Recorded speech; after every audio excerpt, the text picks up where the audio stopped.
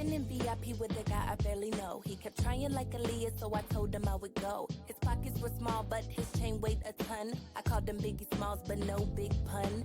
And then I saw these girls, they were pointing from the bar. Must have seen me pull up in my red Ferrari.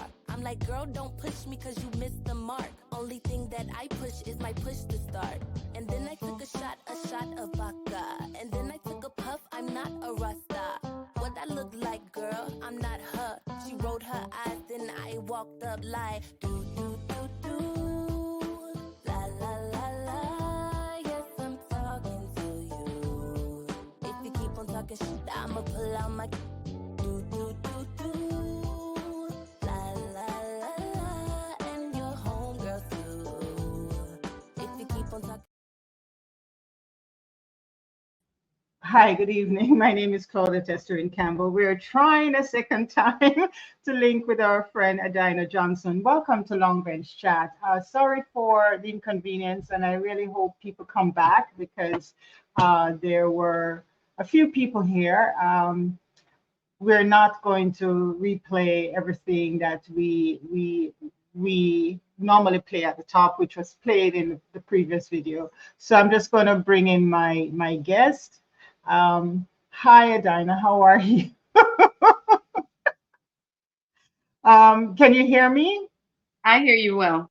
Okay. Like I said, there's a first time for everything, and so we just experienced that. So here we are. Thank you for being here because this is a very important conversation tonight, and this is our first. We used to do this long bench chat years ago. It was myself and the other directors of the Daughters of Sheba Foundation. We would just sit around and have a gap once a month, but decided to bring it back and invite very interesting women to sit on the bench with me and have a conversation, about various things in their lives and so forth. So this evening, you are bringing to our conversation the whole question of infertility and forgiveness.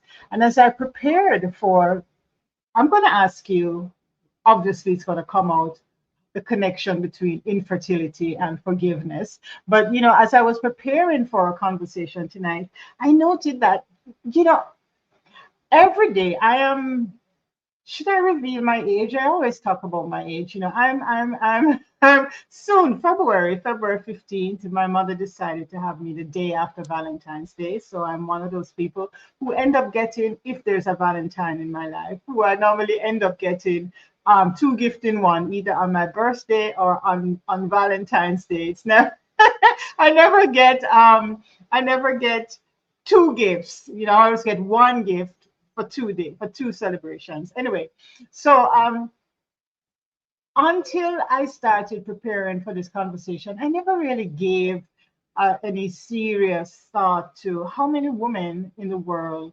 have suffered or are afflicted. I don't even know what's the word to describe the state of infertility. And came across the statistics that says a large numbers of people are affected by infertility in their lifetime. And this is according to the World Health Organization. It's around 17.5% of adult population, roughly 1 in 6 women worldwide is afflicted by infertility and experience infertility. And it's showing that there is a great need to increase affordable, high quality fertility care. One of the things that I know about the United States, we all know, we read it in on the news, and so listen to it on the news or read it in newspapers or wherever we get our news from, is that Black women in particular in the United States do not experience the level of maternal, prenatal, even during their pregnancy care. I'm wondering if this is the same situation, not just with Black women, but just with women in general, that we are not getting the care that we need to lower our experience with infertility. That's one of the things I want to talk with you about tonight. But another thing that I really going to focus on is your book, Butterfly Blue. So folks, just so you know, Adinah is not just, she's my special long bench guest this evening. She's not just a retired psychology professor. Why are you retired? You look so young. She's an author of a book called Butterfly Blue, and I think you have a podcast as well that's called Black Butterfly, Black Pearls. And let me just stop right here and ask you, what is it with this butterfly thing? Well, it's a transformation. It's a transformation. I did Black Butterfly, Black Pearls because I want to encourage young women to get the most out of life. I know you say I'm young, but I retired after 20 years as a psychology professor, and life is too short. So you got to live it to the fullest. Okay. So yeah, I figured that the butterfly had something to do with transformation, metamorphosis, change in our lives, and that just fits perfectly with what we do here at the Daughters of Sheba Foundation. But when I was reading sorry, I'm just trying to reshare this to our group, etc. One of the things that struck me as I was reading about you, it said, well, on the back of your book, it says that the pain of Adinah's childhood, coupled with the trauma and abuse she witnessed throughout her years as a youth counselor, left her with absolutely no desire to have children. Adinah, come, let's sit down and talk about some of this childhood trauma that affected you in such a way that you had no desire to have children. Well, it wasn't necessarily the childhood trauma. It was what I saw kids go through as a youth counselor for 14 years.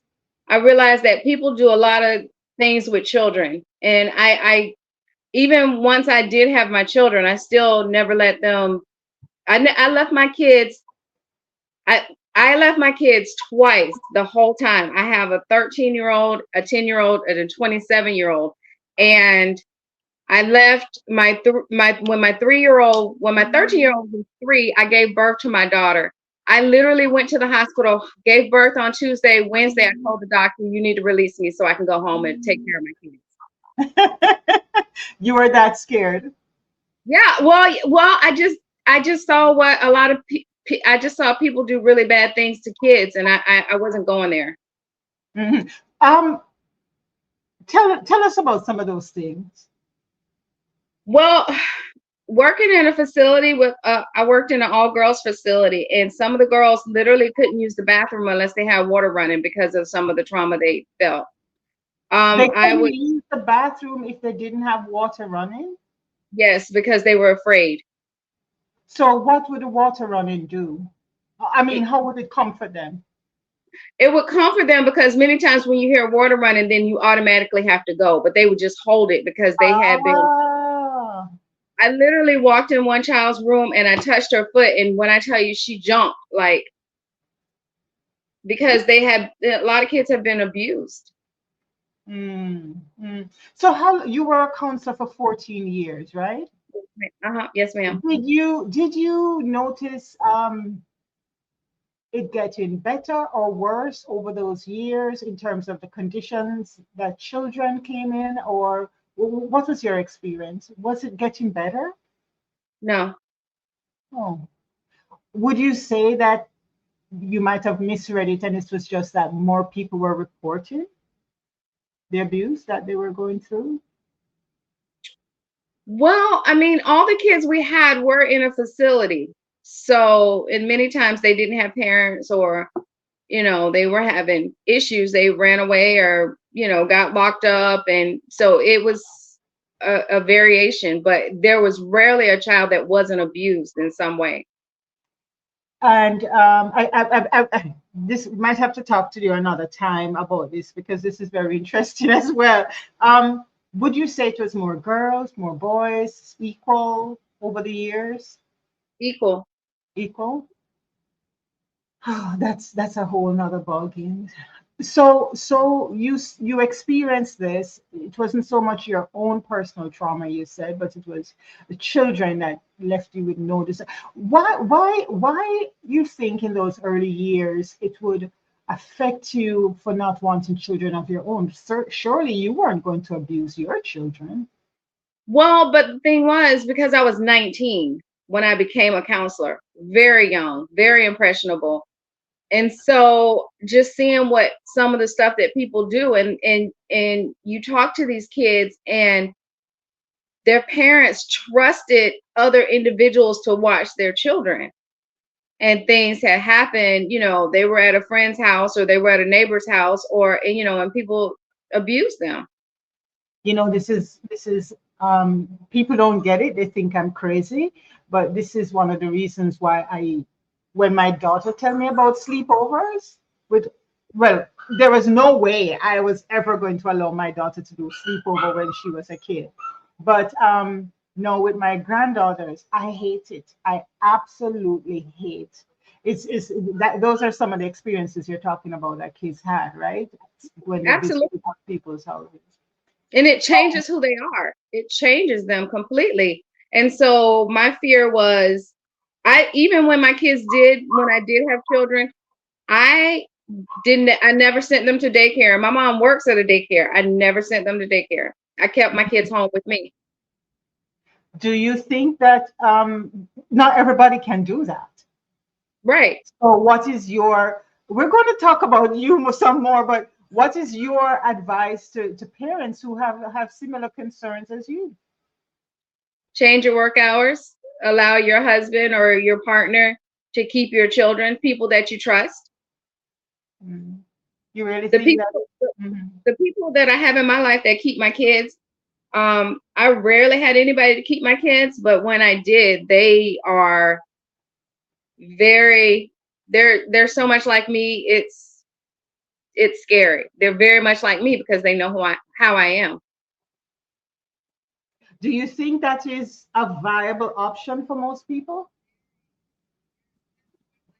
I think yeah, Yeah. to change their work hours. Sometimes you have to tighten the belt. But yeah, if you could possibly change your work hours, change jobs, that way, and it'll be a difficult couple of years like it was for us, but Mhm. still it was very important. I would work at night and my husband would work during the day. So as a psychology professor, I would go and teach my classes at night so my husband can keep my kids, our kids. Yeah. Okay, so They're mine today. let's talk about the psychology professor background. Um, so how long you said you taught for how many years? 20 years? 20 years, yes, ma'am. I started in 2003 and I retired 2023. So was there a special branch of psychology that you focused on, or? Mostly behavioral psychology and organizational psychology. Okay, okay. What made you want to go into psychology at such a tender age? Well, I said when I left to go to school at 17, I said I wanted to be a youth counselor because I really wanted to help young people through a lot of the challenges that I faced, just different things that happen in schools. I just wanted to support them, and I felt like I had been a young person, so I felt like I could connect with them well. Okay, okay. And um did you ever do private practice? Do you still have a private practice? My husband and I are marriage coaches. So Okay. that's the closest we came to private practice as far as coaching couples. But no, I never did private practice. I was a youth counselor, and then I went right into being a psychology professor and then the marriage coach. Okay, okay. So tell me about because as I read the blurb, it spoke about you not wanting to have children based on your experience, and then you met this man who said to you, "Oh yeah, I totally agree with that. I don't want children. I don't want children." And you was like, "Yes, I found the right one." And then it changed. Yeah. How Why did he change his mind? Did he ever tell you? Or He why did. in the first place did he think he never wanted to have children? Well, he started looking around our house as we got close to our 10-year wedding anniversary, and he felt like we're building all of this, but we don't have a legacy. What are we building it for? Hmm. So that's why he changed right before my 36th birthday, because I told him, let me know if you decide to change your mind before I turn 35. And right before my 36th birthday, he goes, I think I want to have children. And I'm like, I think you need to bring my husband back. So you didn't take too kindly to it, did you? I did because, if that's what he wants, he's an amazing man. He's an amazing father. He was already a father. If you read my book, you'll know that we started dating, and 3 weeks later, he drove a young lady to the hospital to give birth to what became our son. So he was already an amazing father. So I felt like it was important for him to go ahead and be a father to biological children as well. Okay. Okay. So the you have a child who is not biologically you. Okay. Okay. Okay. So tell me, forgiveness. Where does forgiveness fit into this? You had to forgive him for changing his mind? No, I had to forgive my father for abandoning my mother. Ah. I was my dad's only child. And so my book talks about how I went through the process because he was with a lady for 34 years and they literally wrote me out of his will when I was 3. Oh. So, I mean, how do you tell a 3-year-old they can't eat? You don't want to take care of them. But as he became ill, as I matured and finished college, I ended up taking care of both of them before they died. Him and his wife? Well, that was part of it. It's part of the book. Yeah, I'm going to be honest. The book will be purchased after this conversation because it's deeper than I thought. All right, He was with her. He let's was with her for go uh, ahead. he he was with her for 34 years, and I discovered that they never got married. Okay, okay, okay. All right. So where do you want us to dig into first? The which comes first, infertility or the forgiveness? Where do you want us to, as we sit here on this bench and have this chat? Hi, Colleen. Thanks for joining us, and I think Gloria is here as well. Where do you want us to dig into first? Because there's another piece, the youth counselor piece, that's very interesting as well. Where you want to dig into first? Infertility. Did you have a lot of clients, or do you still as a marriage counselor have clients who are going through infertility? As I said in reading up for this conversation, I found out that 1 in 6 women worldwide experience infertility. You weren't infertile because you ended up having 2, 3 kids. So what's it with this infertility? Well, what happened was when he told me at right before my 36th birthday, 4 months before that, when he told me he wanted to start having children, I tried. We tried for a year. And then when we finally got pregnant, we went to the doctor. There was no heartbeat. Oh, So I had 2 miscarriages. Then I gave birth to my son, who is 13 now. Then I had 2 more miscarriages. And then I gave birth to my daughter at 41. how does a woman keep going through so many miscarriages and keep trying? How did you Yeah. do that? How did you Yeah. not lose faith? That's the question. We had the 2 miscarriages and then I had my son and we wanted to try for one more. I wanted to have at least 2 biological children because when my dad died, I was his only child. And so I did not want to be, my child to be an only child. And Mm, so, yeah, so when I had the 3rd miscarriage, my husband said, I don't want to do this anymore. And he wanted to go and get a vasectomy. So I said, let's try for one more. And so he said, okay. And then I had the 4th miscarriage. And then I said, I don't want to do this anymore. And he goes, let's try one more time. He said, I went ahead and did it for you one time. So can you just go one more time? So after I had my daughter at 41, he went and literally got a vasectomy within 3 weeks. Okay. Is there a medical reason for so many miscarriages? Not just you, but generally. Do you know? Is there what For causes me, the yeah. it was I have a sickle cell trait, and that was stopping the blood flow for me. And also allergies can affect a woman's fertility. And so my husband, he's a computer programmer, and so he researched and understood when you have hostile mucus, like the nose running, it's not just there, it's in the uterus too. It's mucus. Oh, And so okay. that can stop you from having a child. So if you take your allergy medicine, that's when I kept getting pregnant. Every time I took my allergy medicine, I would get pregnant. And then I would have the miscarriage because of the sickle cell trait. Oh, you live and you learn. Because in my family, there's a sickle cell thing going on too. So, okay, okay. So, did was it your husband who had to find this out, or did the doctors find this out? And I have a reason for asking you this, and I'll explain. My husband figured it out. I asked the doctor, was the sickle cell trait a reason why I kept miscarrying? They said no. But I ended up doing progesterone, and I ended up taking the allergy medicine to clear it up, as well as liquigeritol. So the reason why I asked you this, I live in Alberta in Canada, and when we got here almost 22 years ago, 23 years ago, um, my daughter suddenly got ill and in the middle of the night, and we didn't know what was happening. And for the next maybe 6 weeks, she was almost totally paralyzed.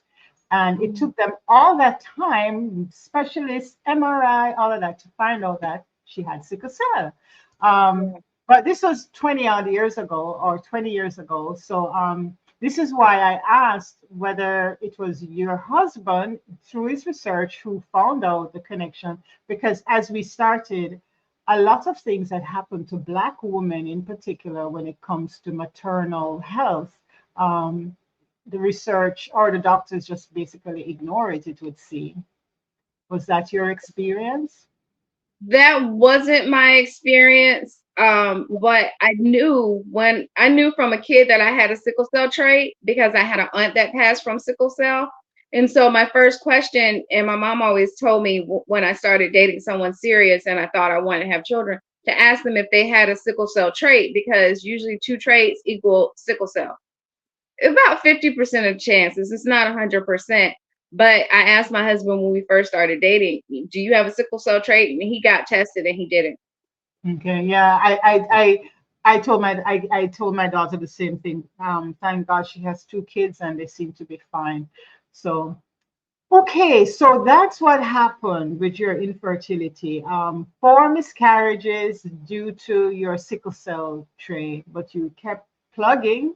I was going to say something else, but you and your husband kept at it, and you have two biological children now. One 13 and the other one, how old you said?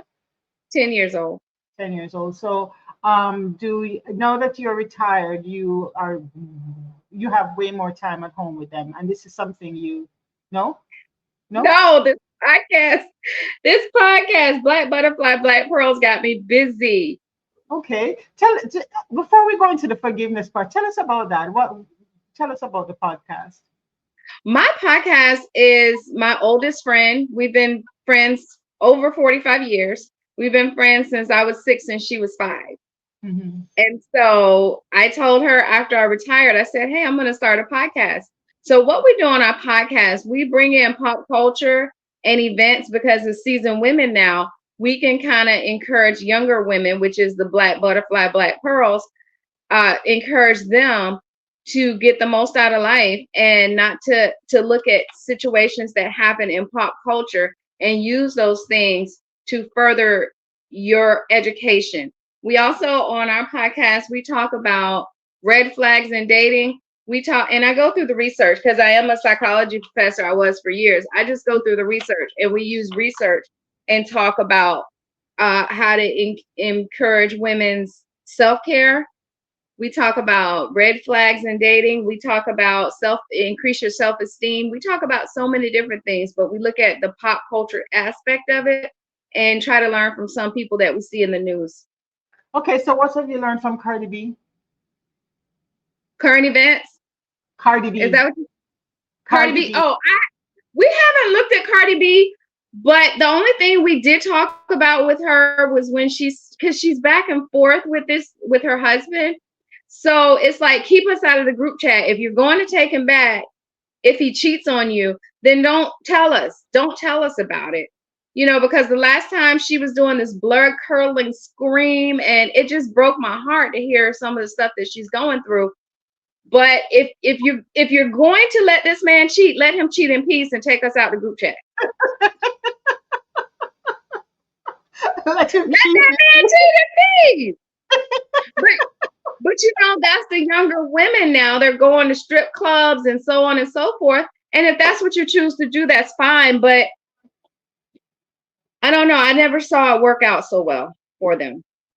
Okay. They're doing strip clubs, they're doing the threesomes, they're doing a lot of different things that really don't go with marriage, not traditional marriage, and it never works out for them. I'm not seeing it working out for them. I want to ask you a question as a psychologist, as somebody who look at pop culture and what you just said about where young women are. If you had a daughter who was stripping and doing on social media, doing porn video. Your two kids are sons, right?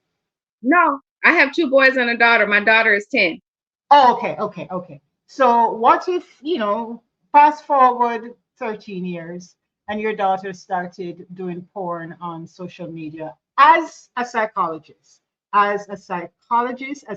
former psychology professor, what would be your approach to that?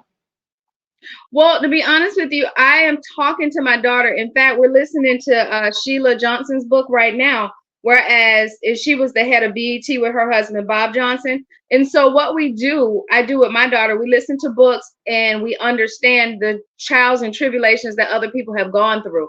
So every time I read a book like this, or we listen to them together, I'll say, well, what did she do wrong? Or how could she have fixed that? Or how could she have built her self-esteem to where she could have left this person? So I ask her a lot of questions now as she's 10, 9, 8, as she can handle it. But I ask her things to say, hey, how can you do something different? What can we learn from her experience? Because she's gone through this. There's no need for you to go through this. Mm-hmm. So wow. Yeah, because most of us in the Jamaican section of social media is witnessing someone who claims to be a psychologist going through that experience with her daughter being on social media doing porn, and that's why your mention of young people, the way the places they're going now for dating, the things that they're doing for dating, that's why the question came to me. So yeah, who you else? have to. Can I say this? You have to Oh, encourage them as they're growing up. You have to encourage them and let them know you're beautiful. You don't need to take wooden nickels. So that's the one thing I encourage my daughter, because with like Sheila Johnson, she turned a blind eye to a lot of things. So she's sharing this stuff with us so we can learn from that and grow from that. Not just so we can sit there and point fingers at her and talk about her, but so she can say, hey, this is, and she's an older woman. That's what we're supposed to do, is we're supposed to learn from older women. And the younger women are supposed to learn from us. It talks about that in Titus, in the Bible. And so I encourage my daughter to learn from other people's experience, because you don't have to be a teen parent to understand that it's a painful place to be. And it's scary. I always told my daughter that watch me, look at the mistakes that I made, and don't make the same ones. Go make some new ones, but there's no need to make the same ones I made. She listened to me partially, but you who else in pop culture appears in your conversations on your podcast? Black Beautiful Butterfly, Black Pearl. And where can one hear your podcast? I'm on Spotify. And we looked at the whole Shirley Strawberry, Steve Harvey thing that just happened where her husband is in jail. And we talked about that extensively as far as some of the things to learn. And my podcast partner and I were different in that I'm married, she's single. She has a long-term fiance, boyfriend, person that she's been with for a long time, but we see things differently many times. So we get to debate, for lack of a better term, how people should handle certain situations. So we go back and forth on that. But that was one of the things that we looked at, because you're looking at a woman who has been in her career, top of her game. She has been, she was abstinent for 10 years. Has been with the Steve Harvey Morning Show for over 20 years. She's a millionaire, and she married a guy that is in and out of jail. And so one person was asking me, well, your stability might not seem like her stability, but the fact that she's been on her job for 20 years tells me that she wants stability. Mm-hmm, mm-hmm. And so those are the things that we look at and evaluate. Wow. So we can find Black Butterfly, Black Pearls on Spotify. If that's where, is there any other places that just Spotify? Anywhere you get, I tape it on anywhere you get podcasts other than YouTube, but my Nick and Adinah, my marriage coaching videos are on YouTube. Yeah, I saw those on YouTube. I did see those. Okay, so let us now go to the question of forgiveness. And I want to lead into that, because with this question, you mentioned faith in one of your responses a while ago. What role, if any, does faith play in your life? Oh, it plays every part of it. That's the reason why I had to forgive my father for not being there and writing me out of his will when I was 3 years old, because the Bible says honor your father and your mother. It doesn't say if you agree with what they've done. It doesn't say if you like them. It says honor them and your days will be long. So as I was honoring him and doing what God was saying, I was talking to God all the way and said, Lord, you said for me to honor my father and mother and our days will be long. So I ask that our days are long. My kids' days are long. My kids' days are long, and they're prosperous. They're not long and painful. They're long and we're prosperous. So what about if the parent didn't honor the kids? That's almost like saying, why send your money to the church if they're not going to pay it? Why pay your tithes if they're not going to do the right thing with it? That's not my business. If that parent doesn't honor that child, then maybe that child, and I've had instances with my parents, both of my parents, where I needed to take a break from them. So I did not disrespect them. So I'm not rude. So honoring them doesn't necessarily mean dishonoring yourself. So let's talk about forgiveness and those kids that you saw as a youth counselor. How one of them said something to you about what happened in their life. What would have been your response to them regarding forgiveness? My response is forgive them for you, not for them. Because you hating that person and being mad and angry with that person, that does nothing to them. That does nothing for them. Okay. You can be mad be angry. And that was part of why I felt like I needed to forgive my dad, because I felt like the more anger and bitterness I had, the less love I had to give. So I wanted to give my kids all the love. They deserve all my love and all of me. So I had to forgive for me. And oftentimes when you forgive someone, forgiveness is not reconciliation. You can forgive someone and stay away from that. Thank you for saying that, because I'm going to be honest, I was becoming a little uncomfortable, because I believe in forgiving, but I'm not reconciling with you if you did me wrong. No, because some people are not healthy enough to be in your life. You can reconcile with somebody, and if they're not in the place where they're still abusive to you, then it's better for you to leave them alone. You can forgive them because forgiveness is a personal thing, but you don't have to reconcile with them. That's two different things. You don't have to invite them to dinner. You don't have to like them, and you don't have to invite them into your house, because that's not what forgiveness is. So when did these profound transformation, your metamorphosis, you coming out of the cocoon? When did that happen in your life? I think it started when I went off to college. I had to kind of let go of some of the, some of the ideas that I had about life. And Like, so I had to really get in and do some research and learn a different culture, learn different people. I had to just really realize that, my little corner of the world is not everything. hmm. And where's your corner of the world? Not telling me the city, but where's your corner of the world? What state are you in? I'm in Jacksonville, Florida. Okay, okay, okay, okay, okay. And you've been in Florida all your life? Yeah, I do a lot of traveling. So we do travel a lot of places, but I've only lived in Florida because I hate the cold. So you wouldn't travel to visit me, would you? Oh yeah, I'll go to Canada. It just has to be hot. That's We the were, best part in Canada. oh yeah, I can't do cold. I'm freezing now. In fact, I have a heater right up under me. I am free, Are and you it was kidding me? 70. Are you kidding me? Yeah, and it's 40 degrees right now. It's freezing. I don't know what that is in Celsius because we deal in Celsius here. So okay. So infertility and forgiveness. That is that the butterfly blue. That's the title, the subtitle of your book, The Pain of Infertility and the Power of Forgiveness. Um, That's Make the connection for me now why you felt you wanted to put those two things together in a book and not in separate books. Where is the nexus? Well, because I felt like, again, I couldn't be a good parent until I forgave my father. And Okay. so that was big for me. And actually, my dad died when I was 8 months pregnant. With your first child? Yeah, my first biological, yes. Okay, okay. So he never met the child, or your children didn't meet their granddad. Okay. Okay.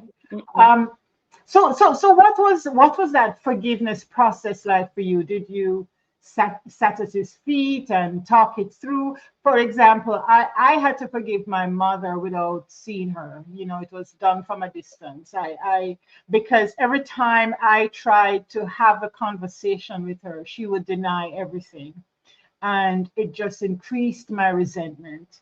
When Yeah. I said, this guy that you brought home molested me, this happened to me, why did you stab me when I was 6 years old, and all of that. So like you, I have a psychology background as well, not at your level, of course. But going through, I am a trained chaplain, and going through that training, that's when late in life, in my late 30s, that was when I was able to start wrapping my head around forgiveness, because I was just walking around with hatred. How did you, and it was killing me, it was killing me, literally and spiritually and in every sense of the word. How did Yeah. your process go? My process went off, and my dad, let me just preface this. My dad was amazing toward the end, but before that, he was so much in denial. He was telling me he didn't do anything wrong, and I mean, so on and so forth. It was insane. And I had to learn that regardless to how he felt about it, I needed to forgive so I don't walk around, like you said, with the hatred in my heart. And so there were often times when he would do those things and not be honest about it. I would just tell him, I need a break from you because I'm not going to disrespect you. But what you're saying, I have to process it. And it's not true. It's not true to me. So he did. And I prayed and prayed. And I told God, I said, he needs to apologize to me. So when he finally did apologize to me, he was getting ready to go into the hospital. He was having heart surgery. And he apologized to me. And the apology was like, Hollow. yeah, I was like, is that it? And God spoke to me and said, you said that's what you needed. You don't get a choice of how you get it. You told me that's what you needed. So I had to realize then it had nothing to do with him apologizing. I had to go through the process of forgiveness. And then it had nothing to do with him apologizing. It had to be for me. It wasn't for him. I wasn't forgiving for him because he was going into the hospital thinking that he may not make it out. Mm-hmm. Mm-hmm. And then his wife, before she Yeah, I was died, about to ask about that. she apologized to me on her deathbed Wow. in What? hospice. She was on her deathbed in hospice, and she apologized to me.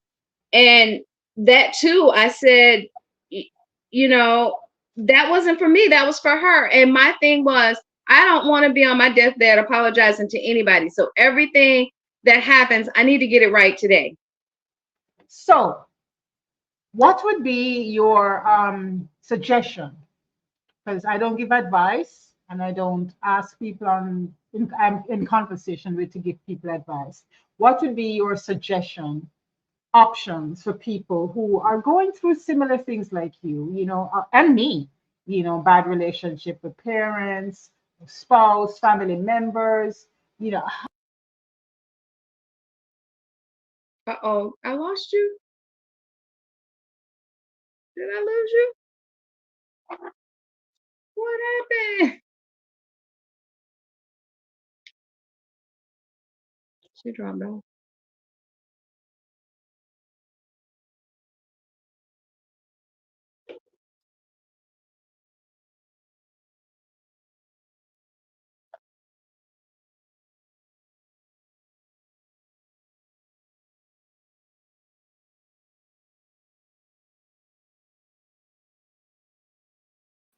Sorry about that. I touched something and I touched something and my camera went off. So I'm using a different camera.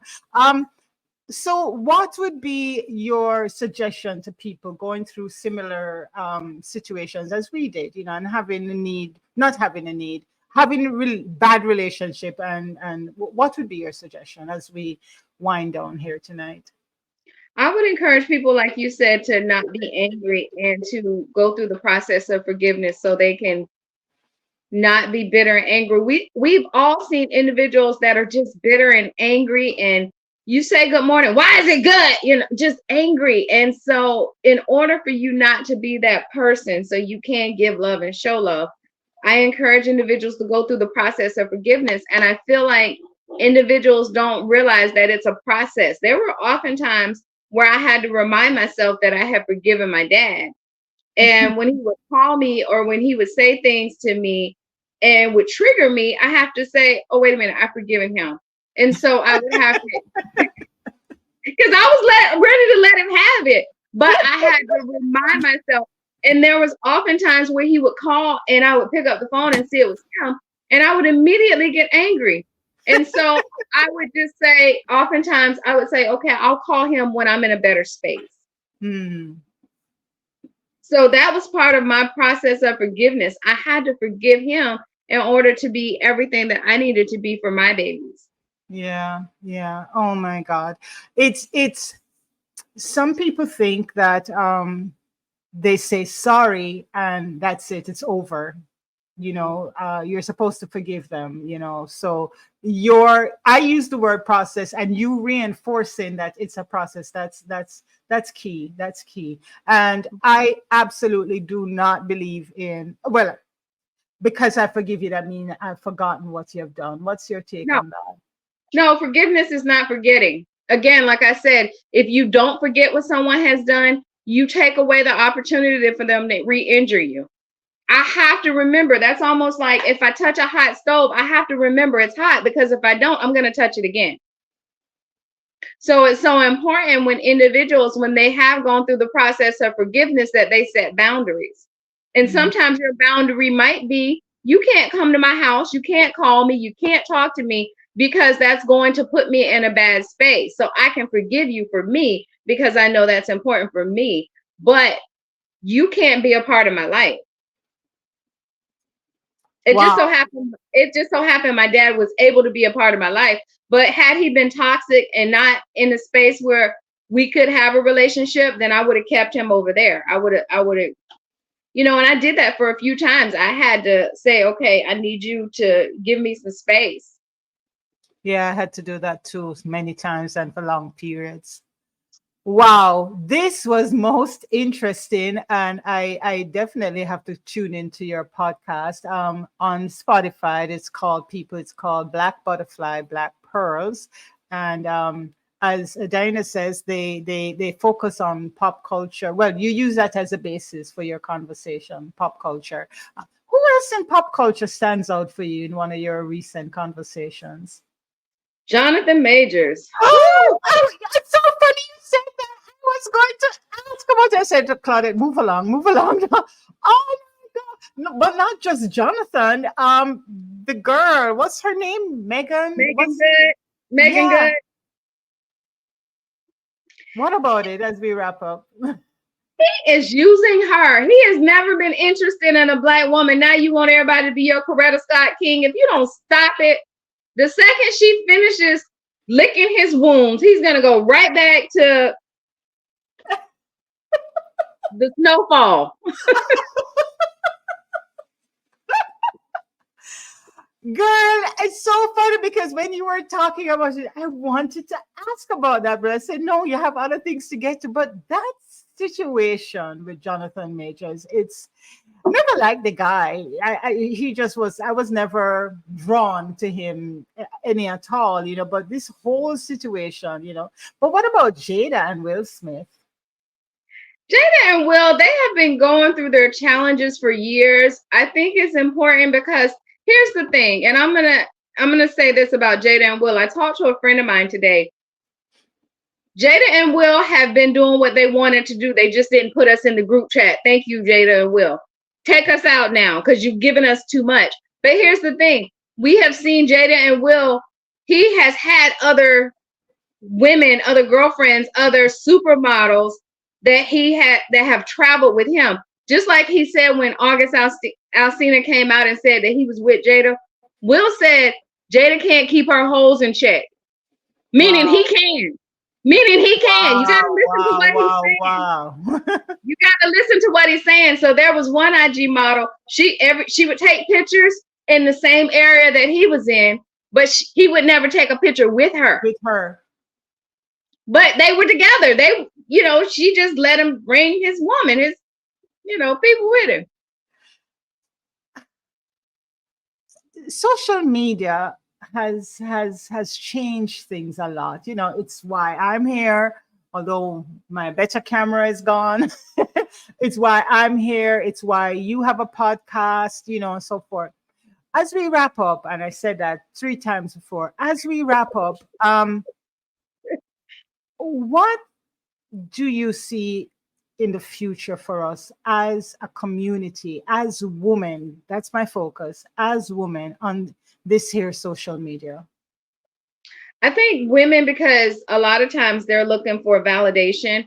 That's why as moms and as parents, moms and dads, we have to encourage our girls. We have to give them validation at home.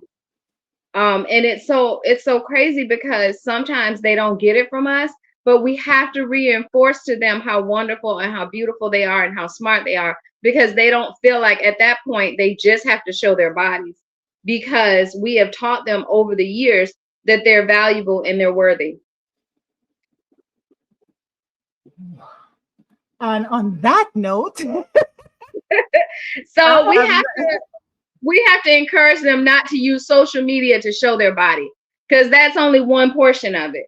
Use your mind. Use your mind better than use your body, because the body is going to fail you. It's like your mind is going to be here. I operate in the Jamaican context, and a word that became popularized about a year or two ago was one that we all know. They say dunce. They've glorified. Hi, Cleo. Thanks for joining us, and thanks for your comment. They have popularized being dunce, being educated. And you have said so many times tonight about education. Being education is no longer valued in the way that it once was. I feel that's a crying shame. What do you feel? Well, I feel other people do value education. When we look at the Asian community, they value education. When we look at also the Indian culture, they value education. It's sometimes we don't value the education as we should, but that's why we need to encourage our kids, our daughters. That was one thing my mom always taught me: get your education, get your education. That way, no one can't use it against you that you don't have it. Which is why I kept going to school. Just because my mom said that, she planted those seeds to say, hey, get your education. Now, when I got my education and came back and taught her a few things, she got a little angry. Oh my God, are we sisters? I remember once getting a whooping for coming to teach her how to cut and fold the cake. Because I got that from my home economics class. Adinah, this was wonderful. This was wonderful. Sorry for the technical difficulties on your side, on my side, but we still managed to have a nice chat here. Any final words in general before we go tonight? Thank you so much for opening up your platform. I really appreciate your insightful questions. Thank you. And like I said, I will have to have you back. We have other programs. Long Bench Chat is just something that a program that we brought back in a different format. And but we have other programs, and I would love to have your presence on one of those. We do panel discussions sometimes, and I would love to have your presence on that. So if you're open to that, I'll be in touch, and I'm sure both of us will work out whatever kinks we had tonight. Thank you. Say hello to your kids, and we'll tune in to your podcast. Thank you so much. Thank you for being here. And one of my faithful says, definitely bring her back. Love her energy. Thank you. No, we love to have conversations with energetic and insightful people, women, not just people, women like yourself. So thank you. Thank See you you so soon. much. Okay, bye. Bye. Thank you.